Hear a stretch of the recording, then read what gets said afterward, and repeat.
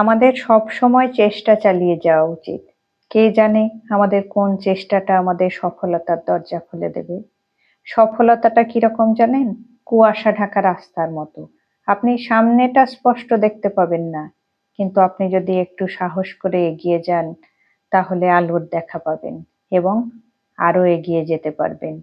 এবার আপনি যদি রাস্তা অন্ধকার দেখে এগিয়েই না যান তাহলে আলোর দেখা পাবেন কিভাবে? ওই যে সংস্কৃতে একটা শ্লোক আছে না, উদ্যমে ন হি সিদ্ধান্তি কার্যানি ন মনোরথৈ ন হি সুপ্তস্য সিংহস্য প্রবিশ্যন্তি মুখে মৃগা। সিংহকেও কিন্তু হরিণকে শিকার করার জন্য পরিশ্রম করতে হয়, চেষ্টা করতে হয়। হরিণ নিজে নিজে এসে সিংহের মুখে প্রবেশ করে না। তাই আমাদের স্বপ্নগুলো বাস্তবে রূপদান করতে হলে আমাদের চেষ্টা করতে হবে।